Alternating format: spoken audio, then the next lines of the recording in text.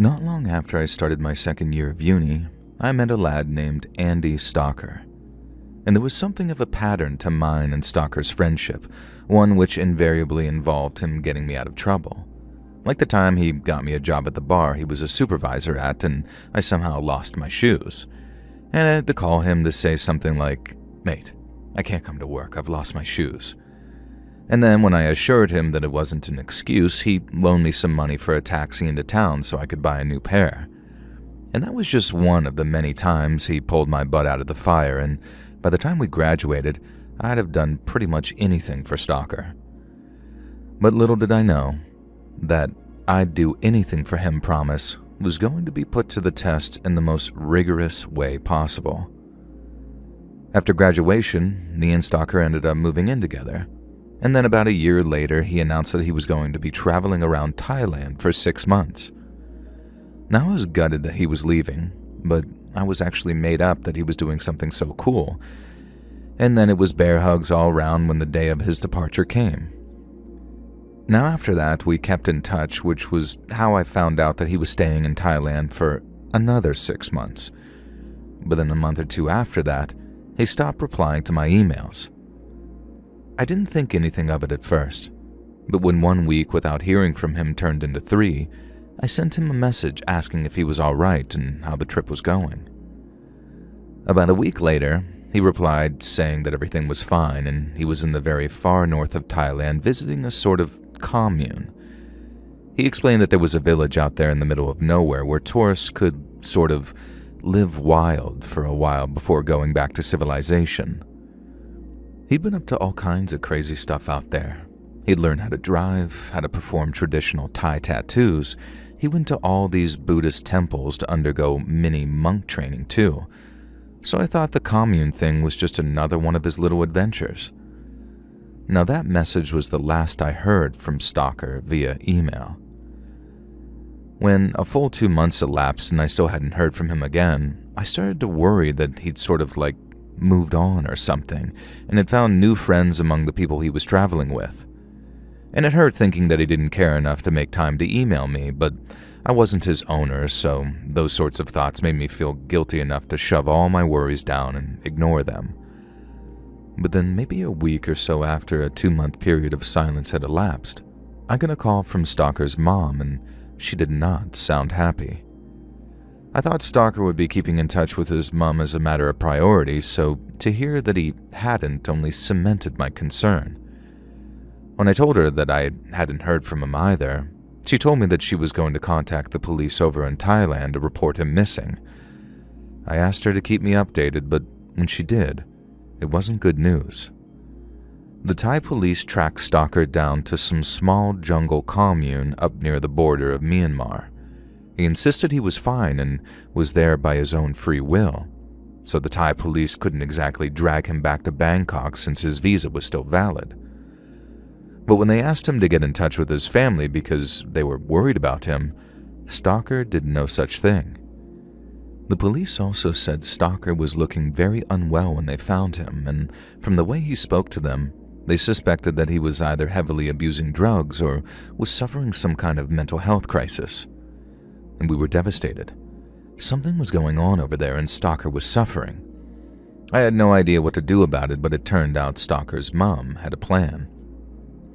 Stalker's dad passed away some years ago, and then since his sister was disabled and his mom had health problems, they were in no position to fly out to Thailand. But I was. I had the means and the will, and the only thing I was lacking was the funding. But Stalker's mom, Sue, said that she and his sister were willing to finance the entire trip. And it was surreal in the extreme, I'll be honest. Not just because of what was being asked of me, but because I thought if anything, Stalker would be the one having to rescue me from something like that. But I'd never have refused the request in a million years. So after sorting the time off with work, I flew off to Thailand to bring Stalker home. And after the 17-hour flight, I was absolutely exhausted, and that first 24 hours was spent catching up on rest and adjusting to the time zone. But then, once I was up and about again, Sue Stalker, aka Andy's mom, sent over an email detailing where I had to go and what I had to do. That 17-hour flight turned out to be just the first leg of my journey, because the next phase included a 14-hour bus ride from Bangkok to a small town in the far north called Nai Soi. That bus ride made the flight seem easy in comparison, and it was made even worse by the fact that I got extremely travel sick on some of the bumpier roads. It was in Nai Soi that I met up with a local guide named Prem. Prem had heard of the remote jungle village where the Western tourists, quote-unquote, went native, and Stalker's mom had arranged for him to guide me, just not all the way there. Prem told me that the area that I wanted to get to was full of, quote, bad people. There were smugglers, bandits, armed rebels, and gun-toting poppy farmers guarding their fields. It was completely lawless out there. But that's why Stalker's commune chose to base themselves there, so they could do whatever they wanted, whenever they wanted to. And while that might sound like a good thing on the surface, Prem assured me otherwise. He said the only reports he'd heard of this commune was that it was a village full of crazy Farang, which is the Thai word for foreigners. He said the village's name used to be Wat Khao Tong, and that many Thai used to live there.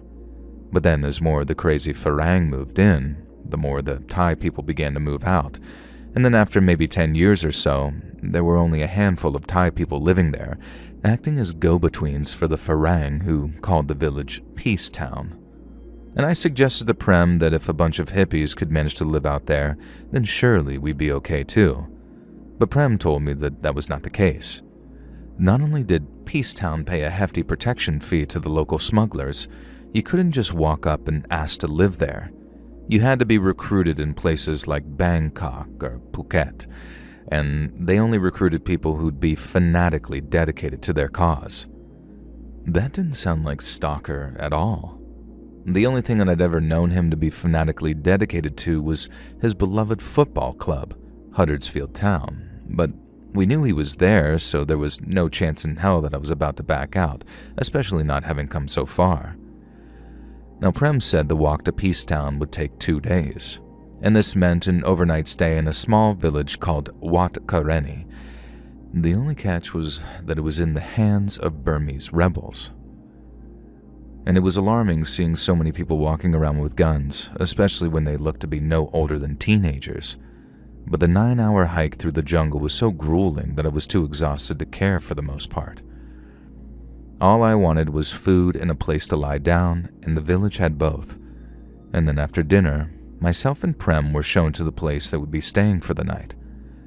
We were both shattered and wanting nothing but sleep, but at about 9 o'clock at night, a young man with a gun stuck his head into the shack and said something to Prem in Burmese. Prem said that we had to go to the center of the village because every evening the rebel commander gave a speech and everyone, guests included, had to be there. And we made our way through the village until we came to a clearing among the houses. And there must have been 100 people there, all gathered in a semicircle around 2 men, and everyone who noticed me just sort of stopped and stared. The crowd was a mix of villagers and Burmese rebels, who you could recognize by the random bits of camouflage gear that they wore and the weapons on their shoulders. The 2 guys at the front were also Burmese rebels, but only one was on his feet, while the other was on his knees with his hands tied behind his back. I asked Prem what was happening, but he said he didn't know, and I was just hoping Prem might be able to reassure me that the guy on his knees was not about to die, but Prem couldn't do that. Not because he didn't speak Burmese, but because that's exactly what was about to happen.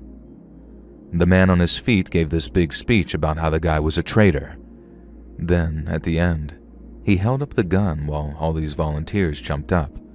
He gave the gun to one of them. Then the volunteer stepped forward and absolutely lit the kneeling man up with the handgun.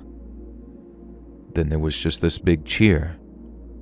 But me and Prem were completely shell-shocked, just standing there quietly while people ran over and started kicking and stamping on the dead man's body. And only then it was safe for us to walk back to our shack to try and get some sleep.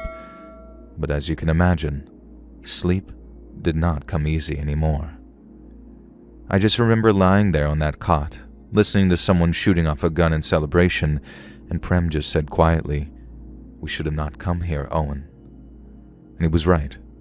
I was absolutely terrified, but what was just as true was that I had to be there. I had no choice but to keep going, and walking away would have been the easiest thing in the world, but to me, there was more of a chance of a pig flying over us in the jungle. And so we stayed in our cots, managed to get a few hours of sleep, and then we were up at the crack of dawn the next morning and on the move again. And I feel like I've glossed over this by this point, but walking through the jungle was a very, very stressful experience. It was scary sometimes because there were actual tigers patrolling the same jungles as us, but most of the time it was this mix of totally exhausting because of the heat and humidity, and totally disorienting because everything looked the same to me. Prem walked for a few hours with me, and then when we got to a small stream running through the jungle, he stopped and said that was the furthest he'd go. I asked him to come with me, stopped just shy of begging actually, but as much as he said that he was sorry, he couldn't. And then the way he wished me luck, with a sort of sad expression on his face, it had me thinking, I'm definitely going to die out here, aren't I? I was absolutely cacking myself, but Prem said that as long as I stuck to the stream, I'd make it to Peacetown by sundown. He just had 2 warnings. Firstly, if I see a tiger, do not run straight away. Throw your pack at it if it charges, then try running away. Secondly, he told me that there was a village ahead and the only one that I'd see before reaching Peacetown, and I was not to stop in it. And I only really understood why when I was there.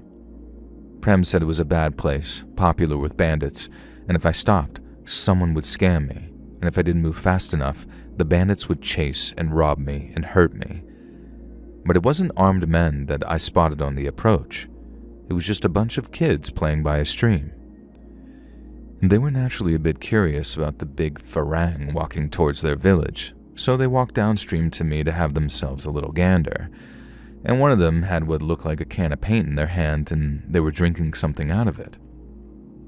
They were by the stream, so I assumed it was water, but when the little girl got close, I could smell the fumes coming off of what she was drinking. And I was so shocked that I asked her in English, "What the bloody hell is that you're drinking there?" Obviously, she didn't understand what I was saying, but even if she spoke English, I'm not sure that she'd have understood because she was absolutely plastered. The little drunk girl just laughed at me when I spoke, and her little friends joined in too. And I don't know if they were drunk too, but they followed me all the way through the village and only stopped shadowing me once the grown-ups pushed them out of the way. Now, I was offered everything you could imagine walking through that village. Drugs, women, guns, a wife. You name it, and those Thai villagers offered it. And once I made it through the village, I didn't know which to be more scared of. The tigers, the bandits. But when a few hours came and went and I didn't see any armed men appearing from the trees, I reckoned that I was over the worst of it. But I was dead wrong. It was almost sunset by the time I spotted another group of buildings further upstream, and I wasn't even within 50 meters by the time these 2 blokes ran out to meet me. They were white guys, very tanned with sandy blonde hair, and they were carrying primitive-looking spears. And when they were close, they pointed them at me, and then one of them asked me in a sort of Australian accent, "Looks like you're a little lost, mate. Best turn around before you get yourself hurt."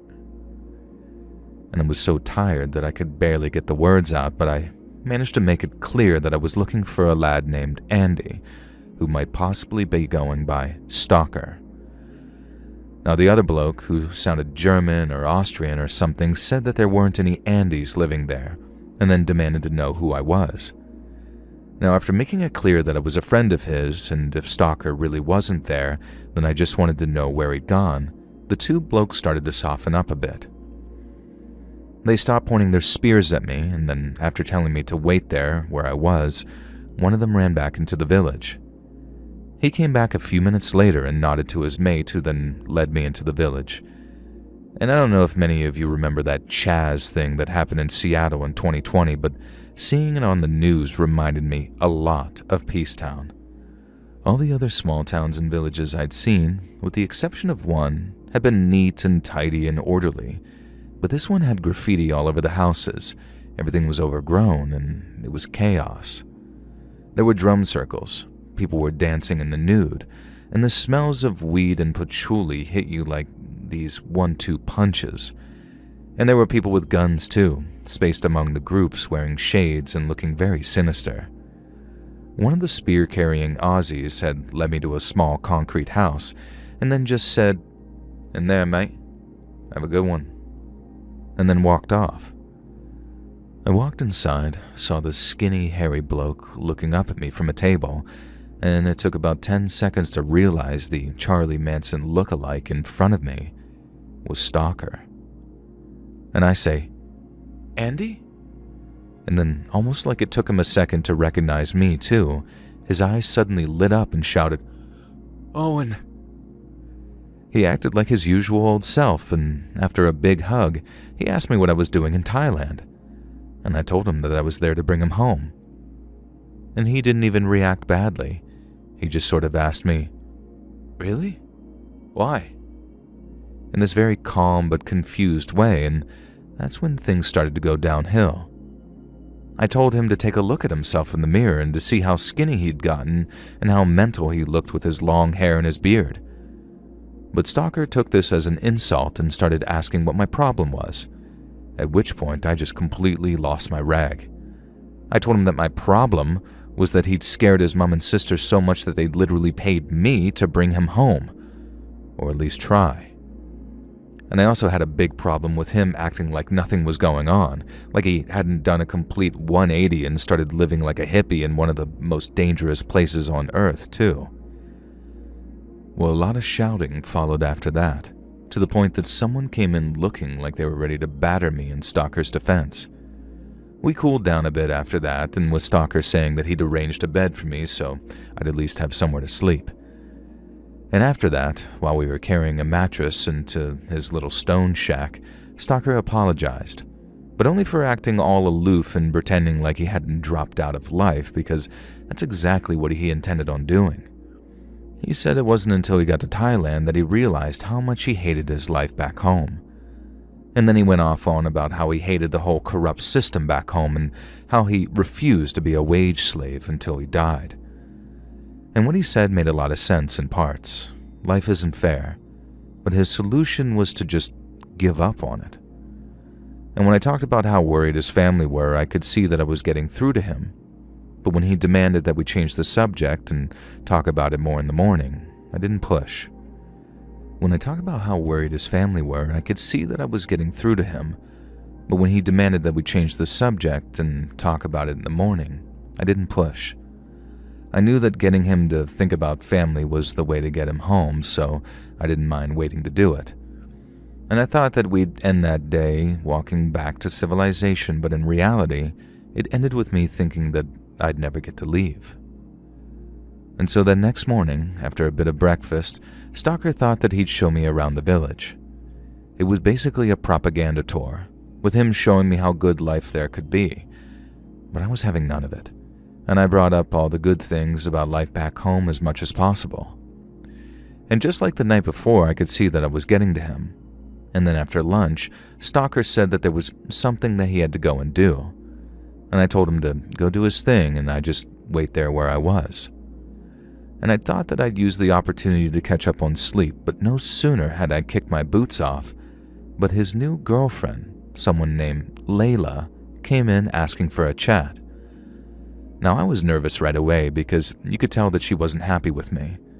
And then when I said yes to her question if I planned to take Stalker home or not, she went mental. She said that I was trying to ruin his life, break them up, and bring bad energy into the village. And I told her I was doing nothing of the sort, but this Layla was having none of it. She told me to leave and never come back, but then when I refused, she pulled out some large folding knife. I think it was more an involuntary, nervous kind of laughter, but it just blurted out as I asked her, "What, you gonna stab me? In the Peace Village?" And I didn't think she was serious. I just thought that she was some mental bird who wanted to scare me a little bit. And so when she proper lunged for me and actually tried to stab me, I couldn't believe it. I started screaming, "Whoa, whoa, whoa, whoa, what are you doing?" at the top of my lungs, knowing that my best chance of getting her away from me was alerting other people. And the little stone house was just that, little, so it wasn't long until I was completely cornered and had no choice but to defend myself. I really didn't want to do what I did. So please don't get the impression that I took any pleasure from this whatsoever, but I hit her. And the impact sent her reeling with a trickle of blood leaking from her nose, just as Stalker and a few others came running into the house. Layla started screaming bloody murder about how I just hit her out of nowhere, which prompted them to basically frog march me out of the house and towards a kind of makeshift holding cell. Stalker was there, but he wasn't one of the lads who dragged me off. He looked distraught when I admitted to hitting her, and even more so when I kept saying stuff, "Mate, I swear to God she tried to stab me," as I was being dragged off. I don't think I'd know what to do either, so I didn't hold a grudge about him just standing there and doing nothing. But at the time, being barricaded in that little shed with an actual armed mob outside and having Stalker doing nothing about it, I was furious. But I was only angry for a short while because after a visit from someone whose face I couldn't see, all I could feel was fear. I couldn't see his face because he was standing on the other side of the shed door while talking to me, but I was told that I'd be publicly punished for punching Stalker's girlfriend. And my first thought was, how? So that's what I asked. But all I heard from the other side of the shed door was the sound of footsteps getting quieter and quieter until they were gone. Now, I'm not ashamed to say that I've never been so terrified in all my life, like I honestly thought that they were going to kill me.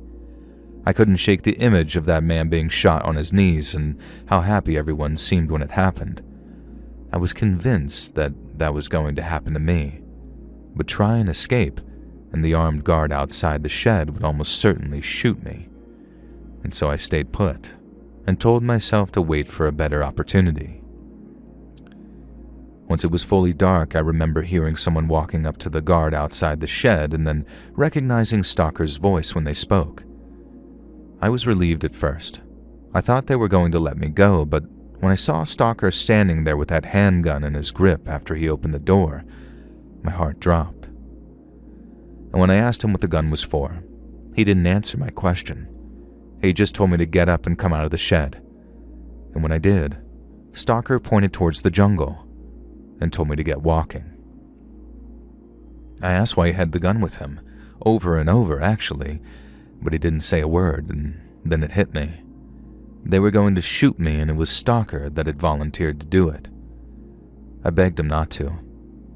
I brought up all the times we'd shared, how his mum missed him, but all he said was, "Shut up and walk, Owen," anytime I tried to get him to see reason. And he marched me away out into the jungle, with me begging and pleading the whole way until he finally told me to stop where I was. When I did, Stalker told me to turn around, but he didn't have the gun pointed at me like I was expecting. Instead, he just said, "Hit me." When Stalker said it a second time, it didn't make any more sense than the first. But then when he added, "It has to look real," I suddenly realized what his plan was. I started asking where, and he told me to just get it over with. And so, I hit him. I tried to aim for his lips, and it worked a little bit too well because the second after he was knocked back, he sped out some blood, and I told him I was sorry. But Stalker just shook his head, and as he spat again with a raised hand as if to say, "It's okay, I asked for it."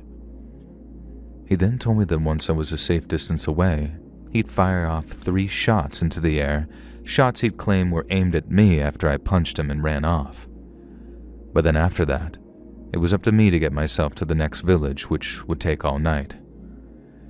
He gave me a torch and compass and told me to keep going north no matter what, and then wish me luck. The last thing he did was make me promise him something. Then I turned and ran. I remember hearing the gun going off behind me, and it was such a messed up situation that I was actually glad to hear it. I knew that it meant that I had to get moving. But the shots might also scare away any animals in the area, animals that might have otherwise have made me a midnight snack. Making it to the village didn't take all night either. but I did hear shouting from behind me at one point where a peace town had sent out search parties probably looking for me. Thankfully, Stalker had given me so much of a head start that they didn't catch up, not even with me at walking pace. But the thought of what they'd do if they caught me was still terrifying. And when I made it to the next village, I knocked on the first door I found. Anywhere else, you might expect people to tell you to F off if you woke them up in the middle of the night.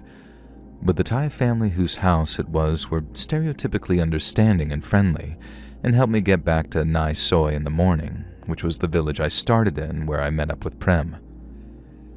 And when I turned up at his house, he couldn't believe I was alive, and we were so relieved to see each other that we actually hugged. After that, it was a case of going back the way I'd come, via the 13-hour bus ride back to Bangkok. The most difficult part of all happened after I flew back to the UK, because I had to meet with Stalker's mum and fulfill the promise I'd made him. And that involved lying to her and telling her he was dead. He told me he couldn't leave, that people would get hurt if he tried, and that he couldn't let that happen. He also said he was too far gone to come home, that he'd never adjust, and it'd all be one big disaster if he tried. So, all that considered, it was better that his mum and sister believe that he was dead. But I didn't agree, and although I promised him that I'd convince them he was, I couldn't bring myself to do it. I tried, don't get me wrong, but I broke down just a few words in and had to tell them the truth. I said I'd failed, and that I'd probably spend the rest of my life regretting that failure. They'd trust me to get the job done, to bring their son and brother home, and I'd been too stupid and weak to be able to manage it. And we all cried together while they tried reassuring me that I'd done my best, and they were grateful that I'd even tried. But that didn't seem to do anything for that sense of personal failure that I felt, and the feeling that if I'd done things differently, Stalker would have been right there sitting next to us. And not 10,000 miles away in a place that was intended to be heaven, but turned out to be hell.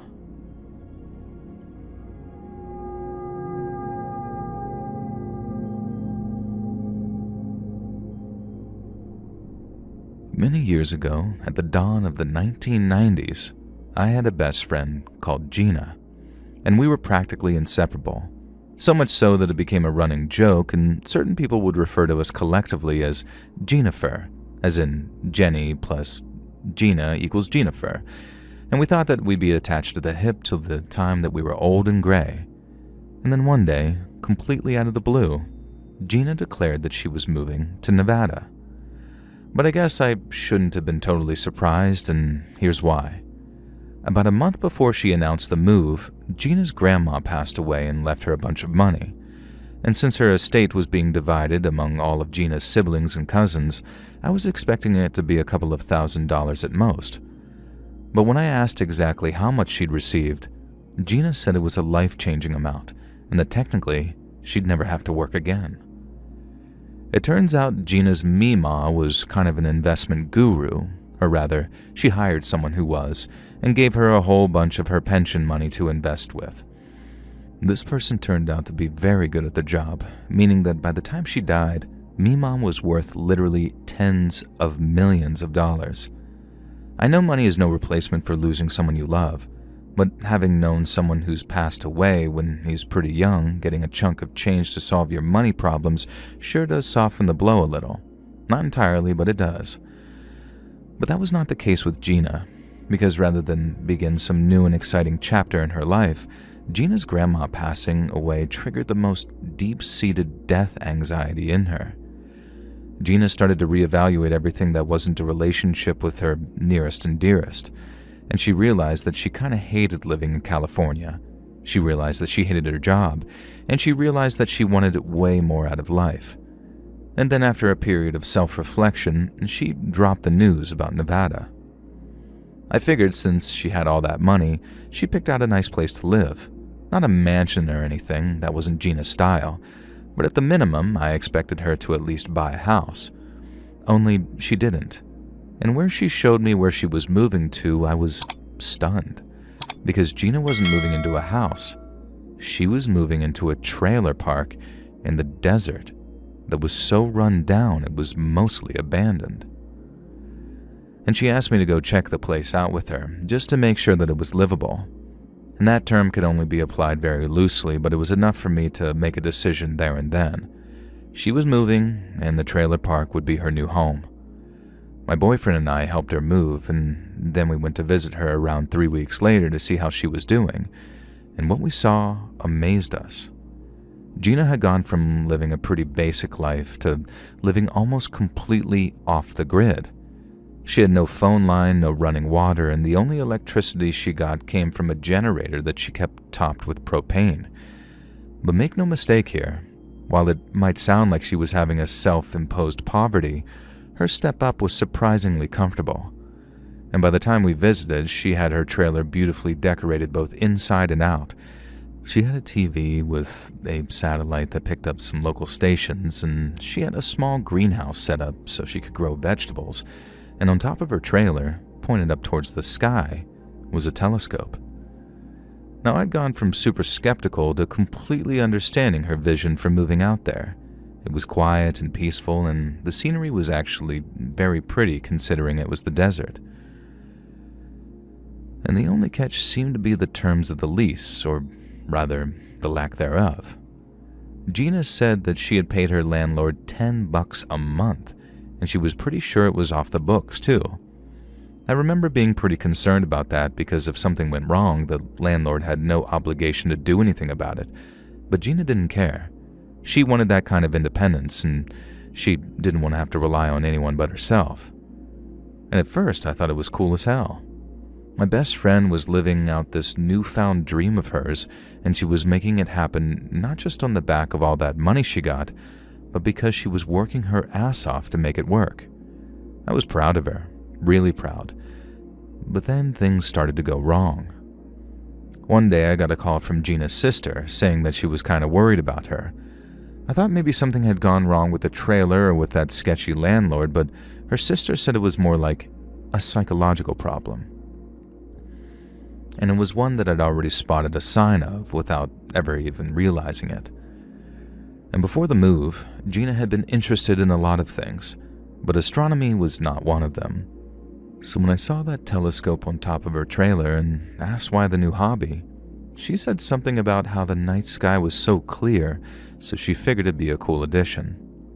And she was right too, and I can only imagine how beautiful the stars looked through that thing on a clear desert night. But the thing about that was, Gina hadn't told me the whole truth, and she totally masked the reasons for her moving out to the desert. But the next time I visited, it was well and truly a mask-off type moment. Between the last time I visited Gina and this time, I'd gone through my first pregnancy and given birth to my daughter. And that meant by the time her sister called, I hadn't seen Gina for almost 8 months, and I drove out to give her the news that I was pregnant. I was also very worried during the more recent drive out to see her, and all on account of what her sister had said during that phone call. She said Gina had been saying some pretty wild things, and not a lot of it made a whole lot of sense. She didn't say much more than that, but it was worrying enough on its own, so I drove out to see her the very next day. Gina was outside when I rolled into the trailer park, tending to some of the vegetables that she was growing in that little greenhouse of hers. And when she saw me coming, she ran to my car and gave me a big hug when I got out. And she asked about my daughter, what it was like being a mom, and at first, everything seemed totally normal. Her trailer and the space around it was looking better than ever, with that telescope still sitting on top. And I asked her how she was, and she told me great. She didn't say anything weird or crazy sounding, only that the dry desert air had been pretty rough on her skin, and that she was going to make whoever made her moisturizer a very rich person, which sounded remarkably level-headed for someone who was supposedly having a mental breakdown. But then we walked into her trailer and my jaw just about hit the floor. Almost every visible surface, both horizontal and vertical, was covered in posters, paintings, and little knickknacks, and every single one of them had a running theme: aliens. There were framed photos of so-called UFO sightings, some of which had the dates and times engraved into little metal labels attached to the frames. And she had corny little green alien knickknacks all over the place too, most of which she had picked up from some dusty tourist traps that surrounded Area 51. A bunch of little UFO models were hanging from the ceiling, and there were little green men plushies on every corner of her built-in couch, and her bookshelf had swelled with at least 24 books of extraterrestrial visitations, encounters, and abductions. Now I'm saying, Gina, is there anything you'd like to tell me regarding your choice of decor? And she just sighed and says, my sister called you, didn't she? And I admitted she had, but then asked Gina for an admission of her own. Something was going on with her, and I wanted to hear it from the horse's mouth.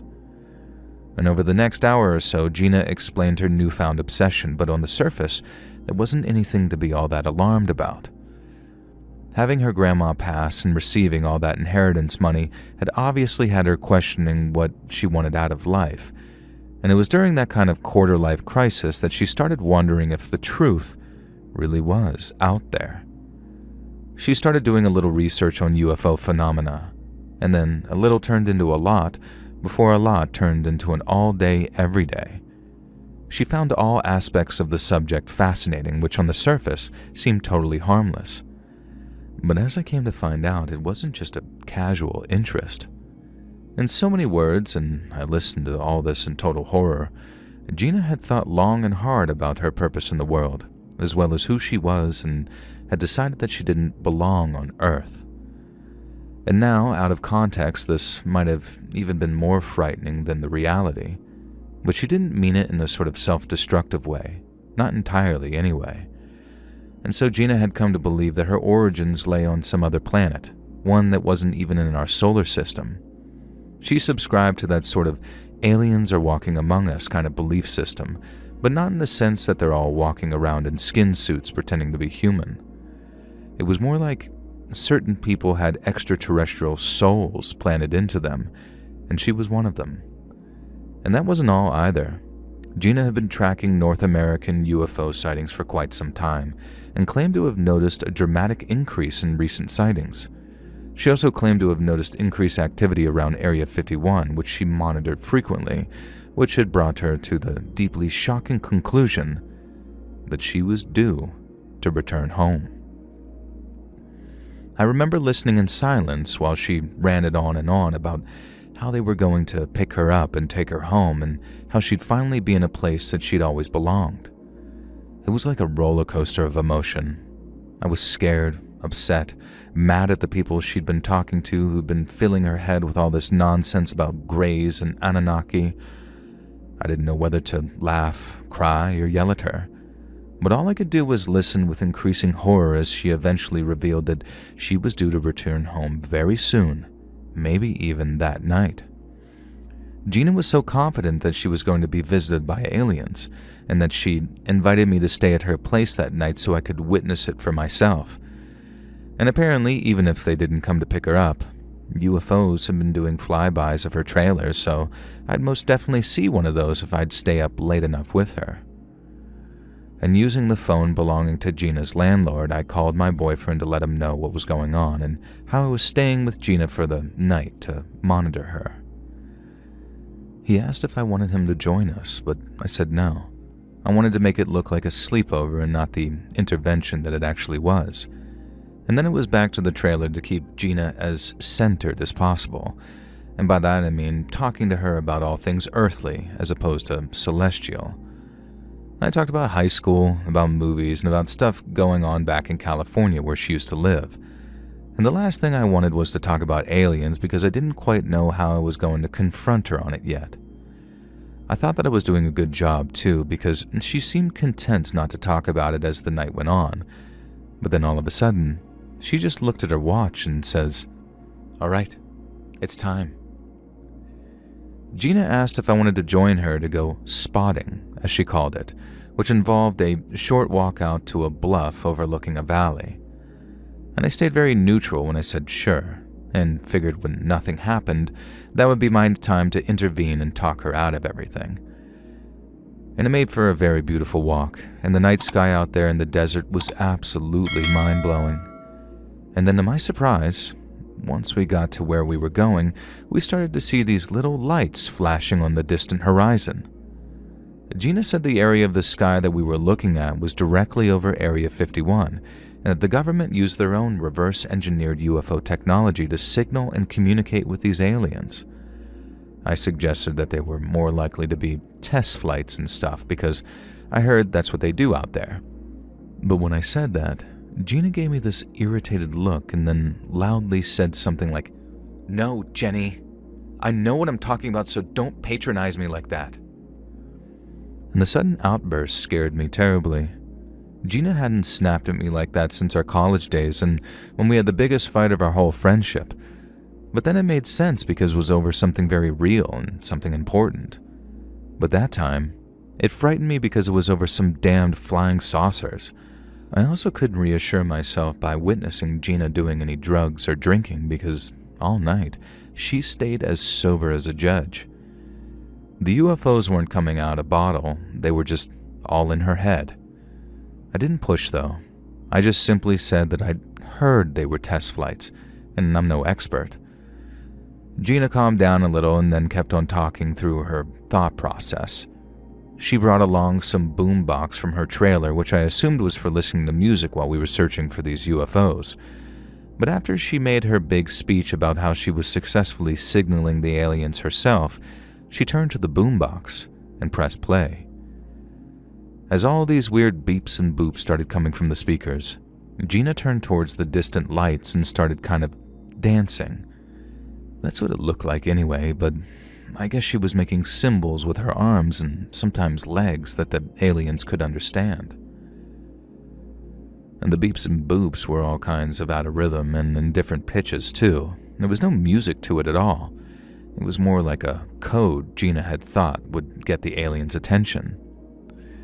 And I was too stunned to say anything at first, but what surprised me even more was how as Gina was doing her weird little dance, the distant lights started getting bigger as whatever was out there got closer. I couldn't hear any engines or anything, and I know that you can hear plane engines from like a mile away, but aside from those weird beeps, there was almost total silence, nothing but crickets. It was kind of eerie, but I still figured that we were just looking at some probably Air Force test flights. So as Gina got more and more worked up and her dancing moves got faster and more gyrating, I picked my chance to intervene. I started telling her, "Gina, I don't think they're UFOs. I think you're all worked up and something and it's just manifesting as this interest in aliens." Gina completely ignored me, throwing out her limbs and making them rigid and then alternating between the two. I'd swear the lights got just a little bit bigger when she did that. It could have been a trick of the light, but if it was, Gina saw it too. And she was like, "You see? It's working." And she sounded all out of breath, but then no sooner did she talk, the light started to fade and then blinked out completely. And there was this brief silence as Gina stopped dancing, and then she started off towards the horizon as the tape playing the weird beeps finally came to an end. Gina didn't turn to look at me. She didn't even move at first, but I could see how tensed up she was, like every little muscle was stretched to breaking out. And then she exploded. She ran straight for me after she turned, screaming, "You messed it up! They were coming for me, and you messed it up, you bitch!" And I'm saying, "No, wait!" But it didn't do a damn thing. I only backed up a couple of steps before she slammed into me, and then we both hit the dirt. The impact completely knocked the wind out of me, so I could barely breathe anyways. But then the next thing I know, Gina has her hands wrapped around my throat, and it felt like she was squeezing as hard as she could. She kept on screaming at me, saying that I'd ruined everything, that she was going to kill me. I tried to get a grip on one of her wrists, but she pulled it away, and then punched me so hard in the face it made my vision flash white for a second when I closed my eyes. I tried to raise my head, but she punched me again and I tasted blood in my mouth. I think if it was anyone else, a man for example, I would have been in some real trouble. But once I started to really fight back, I was able to get her off of me. I'd always been the taller and more athletic of the two of us, and although it was by no means easy, it wasn't long before I had Gina overpowered, and after that, it was my turn to yell, for her to calm the heck down before I started hitting her back. She struggled a lot, and she even started trying to bite me at one point, but then once she started to tire out, she actually started talking, and then when she started talking, I was able to calm her down by asking her what the hell had gotten into her.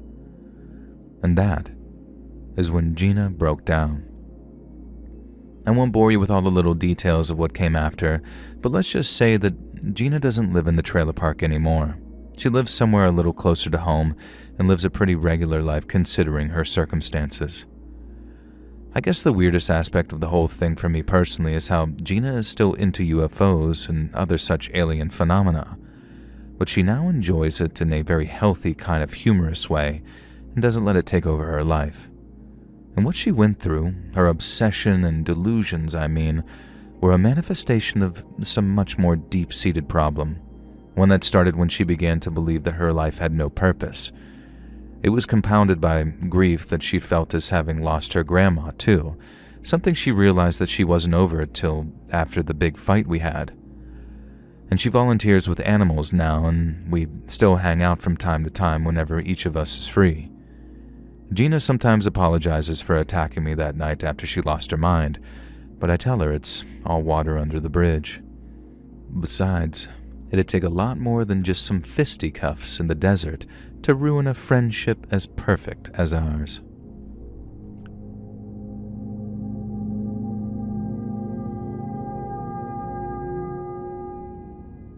So a long time ago, when I was a much younger man, I used to ride a motorcycle around the country while living as something of a nomad. I could write a whole book on the reasons why I chose to live like that, so I'll just skip over all that in favor of telling perhaps the creepiest, most frightening story from all of my combined travels. I used to stop at all kinds of places. Hotels, motels, holiday inns, as they say. But sometimes I didn't get lucky enough to find a soft mattress or a locked door, and I had to either beg, borrow, or steal a place to sleep. One time in Wyoming, I drove for miles and miles through the night and didn't see so much as a gas station for hours on end. And then finally, I rolled into this little one-horse town which had a bar that looked like it was still open. A reliable way of finding a couch to sleep on could be to buy a barfly a couple of beers and then offer to drive him back home in exchange for a place to rest. This was generally pretty safe, as 99% of the time they'd passed out upon contact with any soft surface, and I actually got to take a shower and help myself to whatever was in the fridge before getting a few hours of shut-eye. Now, I wasn't stealing. I'd always ask if I could make myself at home, and for the most part, no one ever meant me any harm. But there's always that one little exception that proves the rule. And so I was rolling through the middle of nowhere when I saw that bar that I mentioned, and I figured it's my one solid option for finding a place to sleep. I park my bike outside and head through the doors, and right away I can see my candidate leaning up against the bar, and he's this big, tubby guy, like a red-headed Santa Claus, and he's sharing a hearty laugh with the bartender who's referring to him by name. I sat a few bar stools down from him, ordered a beer, and then a few minutes later, and since he hadn't seen me around before, he got to asking where I was from. I told him my story, bought him a beer when he ran dry, and then before long, we were talking like old friends. We swapped stories, talked sports, and then eventually the bartender very lovingly told us both to get lost. And he told me his wife was at his sister's, so he didn't even have to ask permission for some hairy biker to sleep in the guest room. And since I'd only had a couple of beers, I gave red-headed Santa, who told me his name was Ron, a ride home on my bike. We went inside, had a couple of more beers, and then after showing me to the guest bedroom, Ron bid me a good night. I should have been out by the moment my head hit the pillow, but there was something Ron said just before we called it a night that kept on sort of replaying in my mind. He asked a few more questions regarding what I was doing, and maybe it was the beer having loosened up my tongue, but I told him how being a Rolling Stone meant that I had many contacts, but no constants in my life. And what I meant by that could perfectly be summed up in one of the questions Ron asked before we retired. We were talking, and he's posing all sorts of questions here and there when he suddenly asked me, "So, say something happened to you. You telling me there's no one that'd come looking for you?" And it was a point of pride for me at one point, being truly independent and living off the grid, as they say. It was just me, my bike, and the road ahead of me. But there was some downsides to that too. Downsides I didn't completely explore with Ron that evening, but he sure as hell seemed to pick up on them with that question of his, and the way he looked at me before we called it made me think that it wasn't entirely one of those more casual questions. I guess it was an additional effect of all those beers, that and my absolute lack of alcohol tolerance, which had that warning feeling creeping up on me so slowly. But as I lay there, I realized that I was better getting back on the road than just laying there trying to sleep. And I wasn't great at trusting regular people anyways. Sometimes I prefer to sleep outside than pass out in front of some sketchy strangers. So when the feeling hit, I rolled out of bed and quietly started to get dressed. I put on my shirt and pants, and then I was working on putting my boots on. And then I heard a noise coming from outside in the hallway. Any other time, I'd have figured that it was just the homeowner going to drain the main vein, so to speak, and it wouldn't have spooked me in the least bit. But that time, hearing that creaking floorboard had me freezing solid with my bootlaces mid-tie. I didn't move. I didn't speak. All I knew is that there was someone outside the bedroom door, and they weren't moving.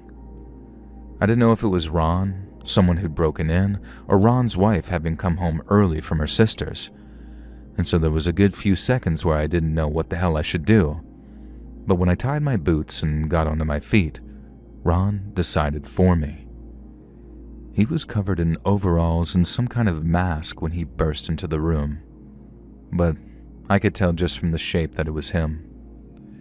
He came barreling towards me with some kind of mallet in his hands, but thanks to the amount that he had to drink, his swings were powerful, but very inaccurate. I ducked one way, dodged the next, and then slipped behind him to try and wrap an arm around his neck.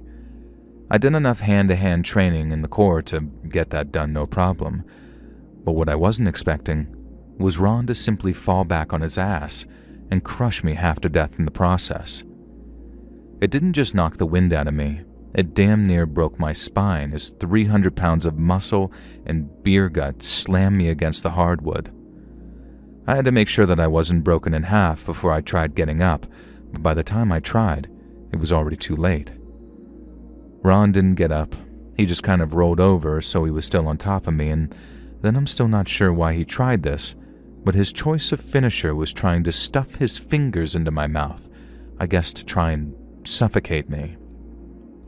Here's where I figured the booze had impaired his reasoning skills a little too much, because I could still breathe, and it gave me the chance to just bite down on those fingers of his as hard as I could. And when I sank my teeth into his flesh, Ron let out a scream so loud that I thought it had burst my eardrums. He then pulled his fingers out of my mouth so hard that it threw him off balance a little, just enough for me to roll out from under him while he nursed his bleeding fingers. And upon seeing me get up, he tried to do the same, but being unable to put any weight on that hand I bit, I was able to get the jump on him. I sent the toe of my boot into his chin, knocking the mask off of his face, but my first kick failed to knock him out. The second, though, this one did the job, and after another almighty swing of my boot, Ron was out cold and snoring. I remember watching some blood bubble at his nostrils as I put my clothes on as fast as I could. I was terrified that he'd wake up and we'd have to dance that same dance all over again. But once I was dressed, I ran for my bike. Now I could have robbed the guy. Hell, I could have killed him. But all I wanted to do was get as far away as possible, because it's not just in the movies that cops don't like drifters.